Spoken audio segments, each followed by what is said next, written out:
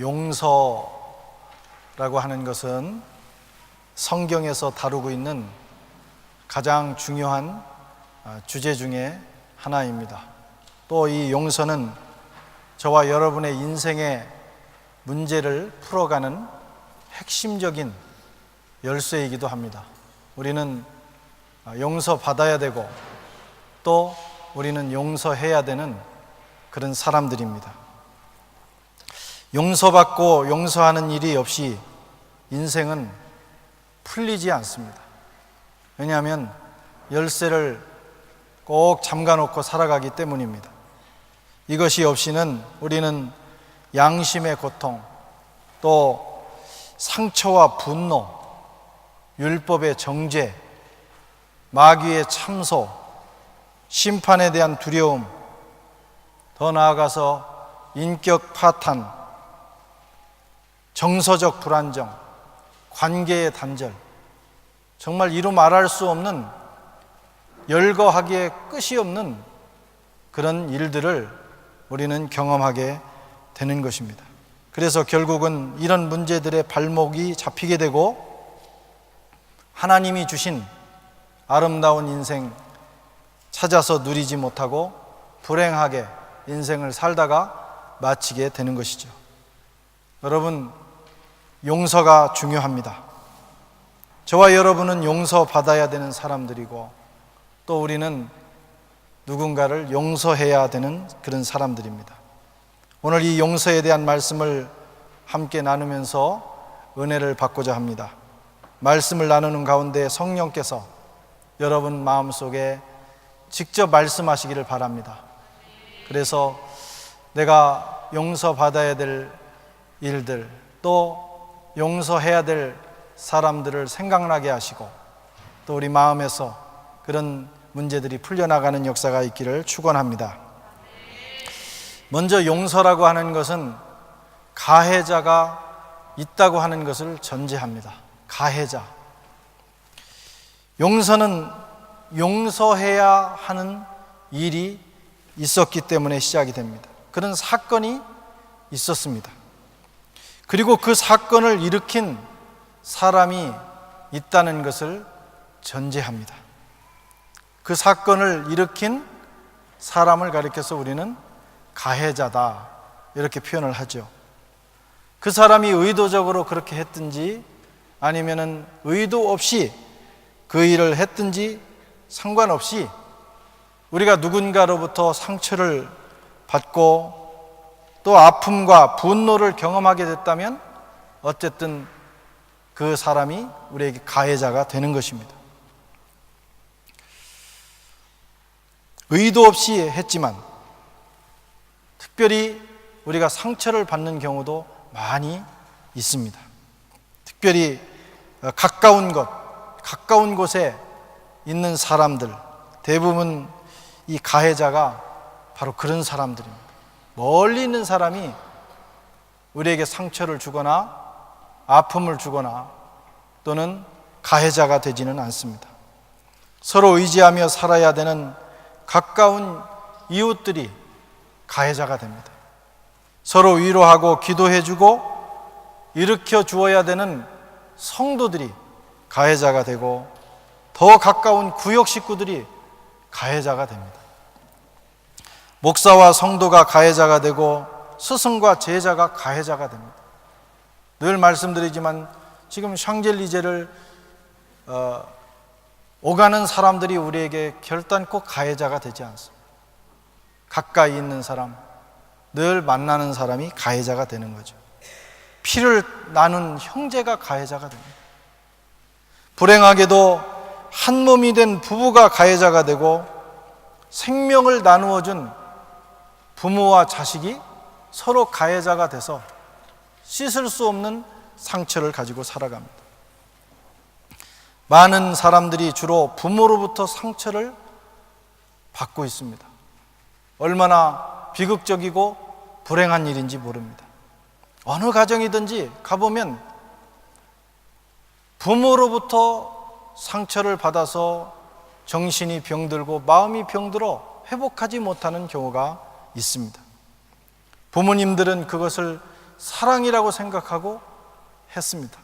이게 사랑이라고 생각하고 말하고 행동했습니다. 그런데 그 사랑이, 부모님들의 그 사랑 때문에 자식들의 마음은 피멍이 들었습니다. 그래서 일평생 고통하며 살아갑니다. 소심해지고 자신감을 잃어버리고 우울증에 걸리고 방황하고 분노하고 고통스러워하며 살아갑니다. 얼마나 많은 경우가 그런지 몰라요. 우리가 주위 사람들 만나보면 인생이 병들고 힘들어하는 사람들 대부분은 다 부모 자식 간의 관계에서 온 상처들입니다. 부모도 마찬가지입니다. 그렇게 사랑을 쏟아 부었는데 그 자식이 부모를 배반하고 부모의 가슴에 못을 박습니다. 그래서 씻을 수 없는 상처, 피멍이 들어서 이 세상을 살다가 가는 부모들도 많이 있습니다. 이게 바로 상처의 비극이죠. 가까운 사람들, 서로 사랑하는 사람들끼리 주고받는 그런 상처이기 때문에 그렇습니다. 가해의 종류도 다양합니다. 육체적인 학대를 통한 가해가 있습니다.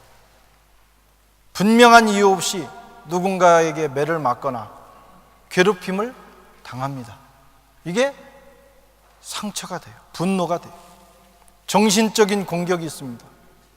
말로, 매로 때리거나 주먹으로 때리진 않는데 말로 가슴 깊은 곳까지 휘젓습니다.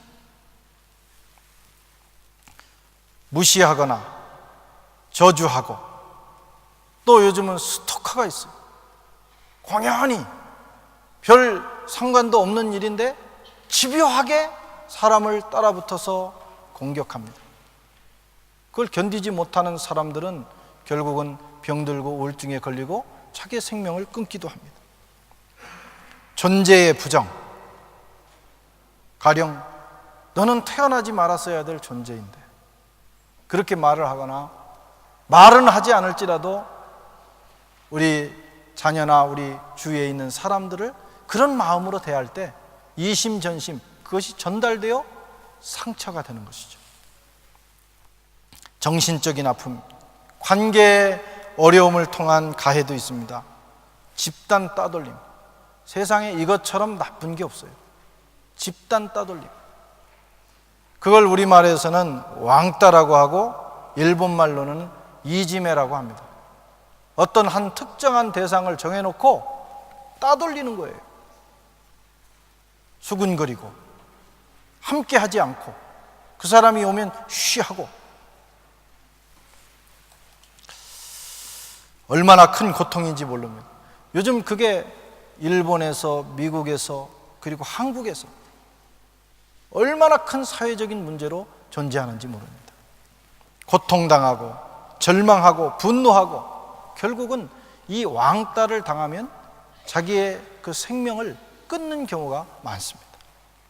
그 밖에도 여러분, 이 가해가 많습니다. 태어나면서 버림받는 그런 아픔. 그래서 이런 아이들은 평생을 부모를 원망하며 저주하며 살아가요. 또 사랑하는 사람으로부터 당하는, 배반당하는 시련.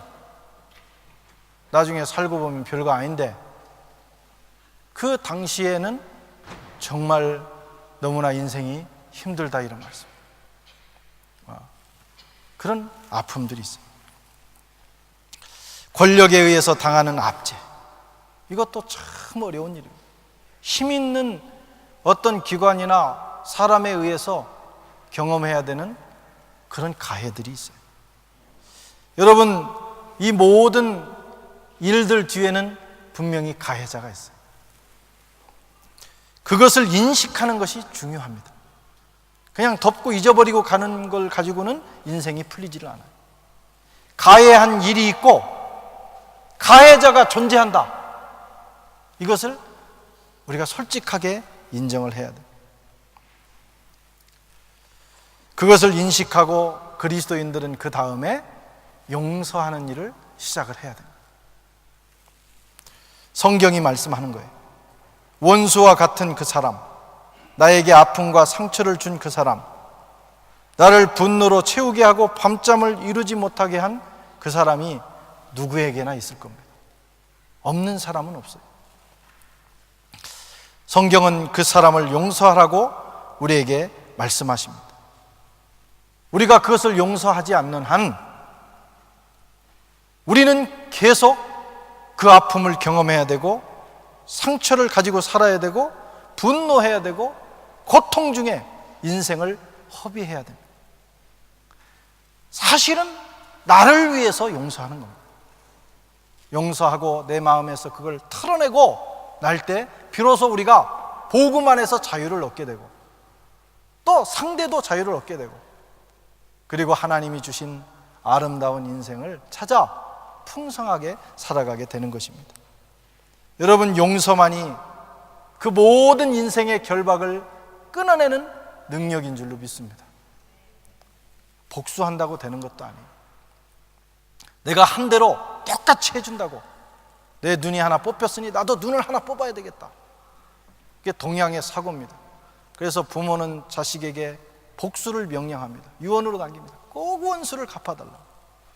그래서 양가가 계속 피비린내 나고. 그러나 성경은 용서하라. 그래야 그 모든 결박이, 그 악순환의 고리가 끊어지게 되고 그때부터 하나님의 은혜가 우리의 삶에 풍성하게 흘러 들어오기 때문입니다. 가해자가 있다. 가해자. 성경은 그 사람을 용서하라고 말씀합니다. 내적 치유를 하는 분들 가운데는 이제 더 나아가서 자기 자신을 용서하고 또 나를 이렇게 힘들게 하는 환경도 용서하고 또 하나님까지도 용서하라 이렇게 말씀하지만 성경에는 거기까지는 언급하지 않아요. 하나님은 우리의 가해자가 아닙니다. 가해자는 여러분 사람이에요. 사람. 그 일을 통해서 우리를 힘들게 한 사람이라 이런 말씀. 그 사람을 용서하라고 말씀합니다. 두 번째로 진정한 용서는 가해자에게 더 이상 죄가 없다, 이것을 선언하는 것입니다. 우리가 용서의 필요성은 알아요. 그런데 용서가 되지 않는 것은 용서의 방법을 잘 모르기 때문입니다. 여러분, 먼저 용서는 선언하는 것으로 시작이 됩니다. 그 일에 대해서, 그 가해자에 대해서 내 마음에서 그리고 내 입술로 선언하는 거예요. 하나님 앞에서 기도하면서 선언하는 겁니다. 용서해야 될 일과 일을 열거하고 그 사람의 이름을 부르면서 하나님 앞에서 선언하십시오. 그러기 전에는 계속 마음에서 용서했다가 그것이 다시 또 반복돼요. 그래서 그것이 내 인생을 붙들고 끌고 가는 것입니다. 하나님 앞에서 선언하십시오. 오늘 가셔서 여러분들의 마음을 불편하게 하는 그 일들, 그리고 그 사람을 적어놓고 하나님 앞에서 선언하십시오. 인터넷에 띄우지 말고 하나님 앞에서 선언하십시오.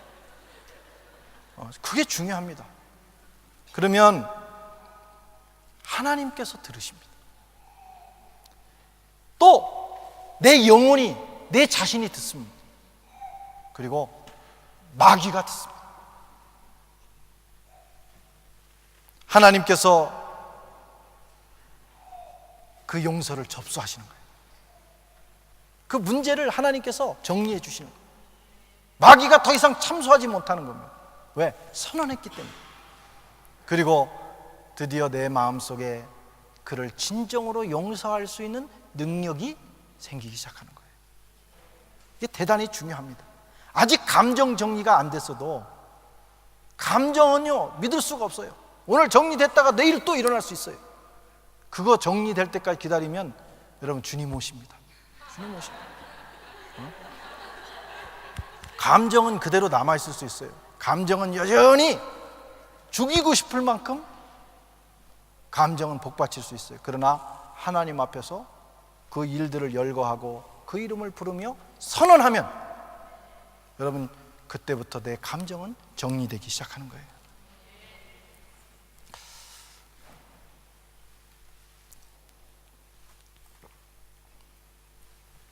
근데 이때 꼭 조심해야 될 게 있습니다.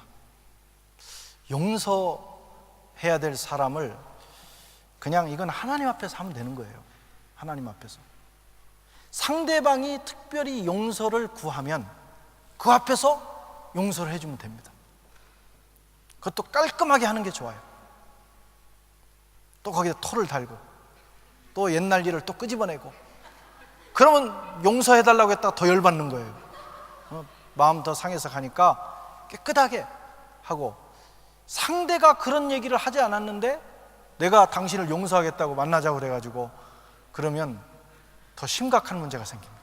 그 다음에 그래서 용서는 나 혼자 정리할 수 있는 문제예요. 그 일과 그 사람에 대한 부분을 내가 정리하면 되는 겁니다. 이것은 누구나 할 수 있는 겁니다.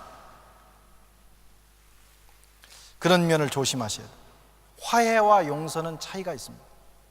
화해는 상대방의 동의에 의해서 이루어지는 거예요. 부부간에 싸웠을 때도 화해하려면 나도 동의해야 되고 상대도 동의해야 돼요. 그럴 때 화해가 이루어져요. 그래서 화해는 100% 할 수는 없습니다. 성경이 화해하라고 했다고 해서 상대방에게 화해를 막 끌어내는 건 안 됩니다. 상대방도 마음이 있어야 돼요. 그러나 용서는 홀로 될 수 있는 겁니다. 내 마음에서 결정하면 되는 것이죠. 로마서 12장 8절에 보면 18절에 보면 할 수 있거든 너희로서는 모든 사람과 더불어 화평하라, 화해하라는 거예요. 그러나 할 수 있거든, 이게 최상이지만 거기까지 못 가더라도 여러분 내 마음에서는 털어내야 되는 것입니다. 용서는 나 혼자서도 할 수 있는 것입니다. 상대방이 어떤 입장이든지 관계없이 내 마음에서 정리하고 선언함으로 시작이 됩니다. 그런데 여기서 끝나서는 안 돼요. 그 다음이 뭐냐면 그 일과 그 가해자를 더 이상 마음에 두거나 그것을 다시 거두어 드리면 안 돼요. 선언까지는 했는데 그 다음에 또 마귀가 부추깁니다. 내 마음을 또 그 과거의 기억을 생각나게 합니다. 기억나게 합니다. 그러면 그걸 또 받아가지고 또 묵상하는 거예요. 야, 또 내 용서는 했는데 그건 좀 너무했지. 생각하면 그 용서가 완전해지지를 않습니다. 그 싸움을 해야 됩니다. 나 자신과 어느 일정 기간 싸워야 됩니다. 그 생각을 털어내기 위해서. 마귀가 다시 생각나게 해도 그것을 털어내기 위해서 애를 써야 됩니다. 구약의 대속죄일이라는 것이 있어요. 하나님이 그 백성들을 용서하시는 날입니다. 이걸 욤 키푸르라고 하는데 이때 중요한 속죄의 제사가 있어요. 그때 보면 2마리의 양을 준비합니다. 한 마리는 하나님을 위해서, 하나는 아사셀을 위해서. 그래서 대제사장이 하나님을 위한 어린 양을 잡아서 그 피를 들고 제단에 뿌리고 지성소에 뿌리고 그리고 용서를 받아 나와서 백성들의 용서를 선포합니다. 그런데 제사가 그걸로 끝나지 않습니다. 아사셀을 위한 양을 잘 기억해야 돼요. 제사장이 다시 백성들의 죄를 아사셀 양에게 안수하여 뒤집어 씌운 다음에 이 양을 한 사람이 가지고 광야로 나갑니다. 무인지경, 사람이 없는 곳, 다시 돌아올 수 없는 곳에 갔다가 풀어놓는 거예요. 여기에 대한 여러 가지 설이 있지만 아사셀은 광야에 사는 귀신이거나 또는 다시 돌아올 수 없는 광야의 어떤 이름이다, 여러 설이 있습니다. 어쨌든 중요한 것은 다시는 그 죄를 가지고 아사셀 양이 돌아오지 못할 지경으로 보내는 거예요. 여러분, 이게 하나님이 우리를 향한 용서입니다. 그래서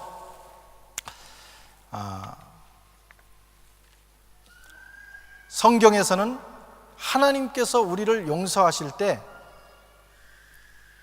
하나님은 전능하셔서 다시는 그 죄를 기억하지 않는다. 나는 기억할지라도, 나는 다시 그 죄가 생각날지라도 하나님은 그때부터 생각나지 않는 거예요. 이게 하나님의 용서하심입니다. 시편 103편 12절에 보면 동이 서에서 먼 것 같이 우리의 죄가를 우리에게서 멀리 옮기셨습니다. 다시는 돌아올 수 없는, 다시는 생각하지 못할 만큼 하나님이 죄를 끝내셨다는 거예요.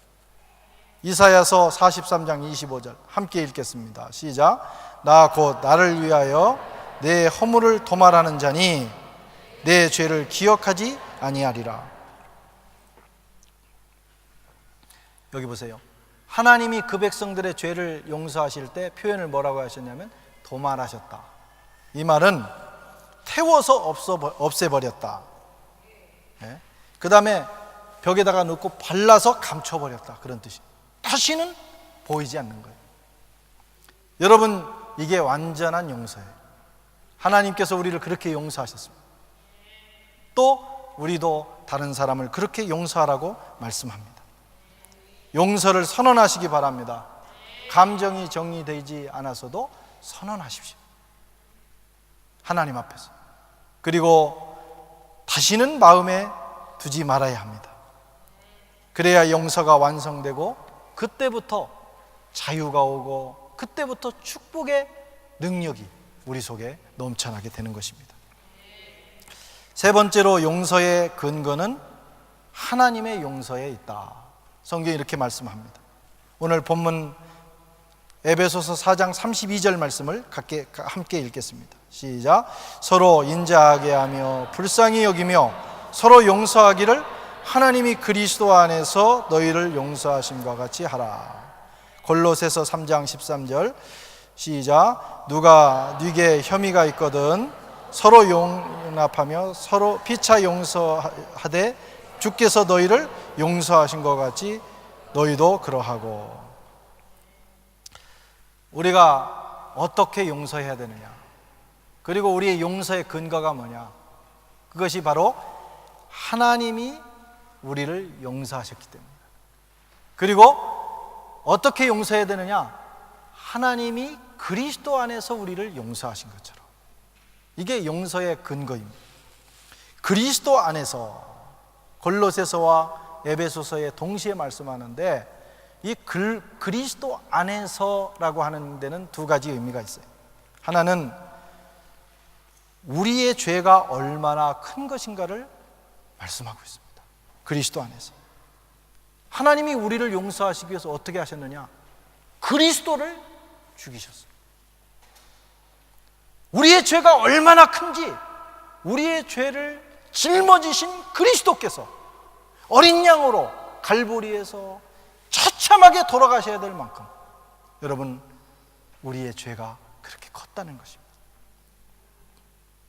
하나님이 우리의 죄를, 어떤 죄를 용서하셨느냐, 하나님의 아들이 십자가에 죽어야 될 만큼 중차대하고 어마어마한 죄를 하나님이 용서하셨다.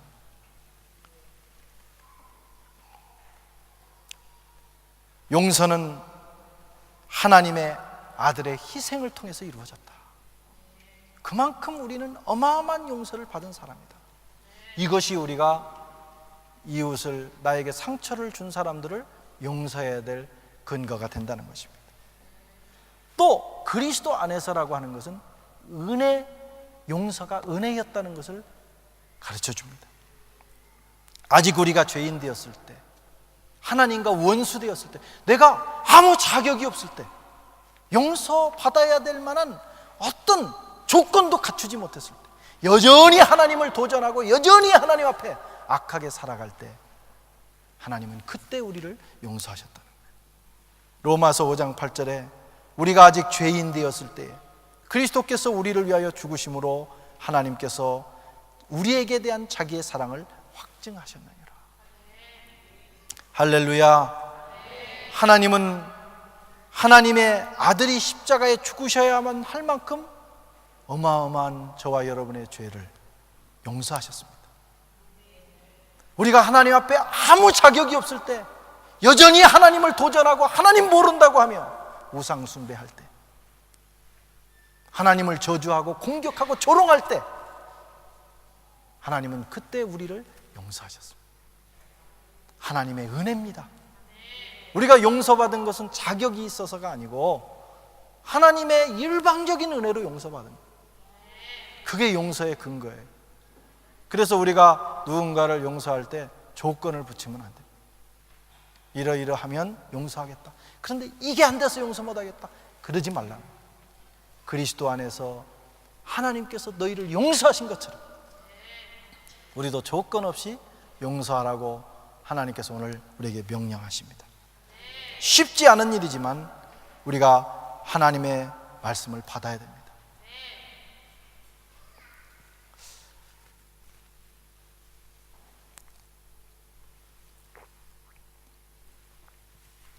마태복음 18장에 보면 1만 달란트 용서받은 자의 비유가 나와요. 여러분 그 내용을 대부분 아실 겁니다. 어떤 사람이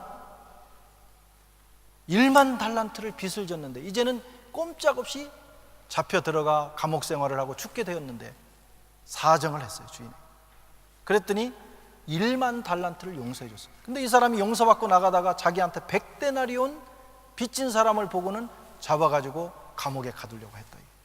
그래서 사람들이 그걸 보고는 이 사람 괘씸하다, 인간이 덜 됐다 그래가지고 신고를 한 겁니다. 그래서 다시 무효가 됐다.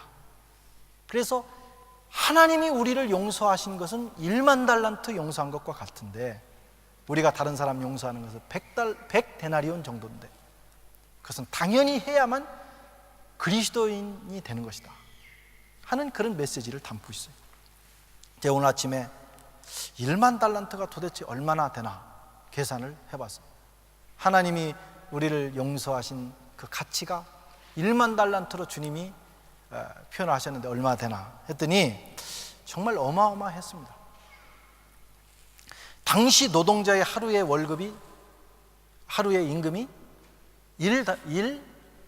1데나리온이에요. 그런데 1달란트가 6,000데나리온입니다. 6,000데나리온. 그러니까 1달란트면 여러분 노동자가 자기가 버는 거 하나도 안 쓰고 16년 동안 모아야 1달란트가 됩니다.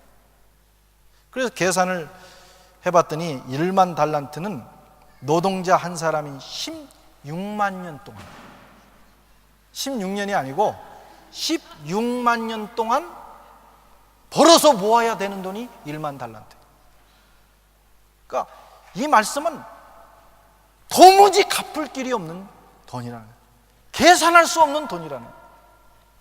우리가 용서받은 거요, 하나님 앞에 용서받은 것은 그런 가치입니다. 이 온 천하를 다 들여서도 해결할 수 없는 문제를 하나님이 해결해 주셨어요. 그 아들을 희생시키셔서 그 일을 해 주신 거예요. 그런데 우리가 다른 사람들과의 관계를 개선하고 내 마음에서 털어내고 용서하는 일은 100데나리온 정도라는 거예요. 그건 충분히 가능하다는 거예요. 100데나리온이니까 적지는 않습니다.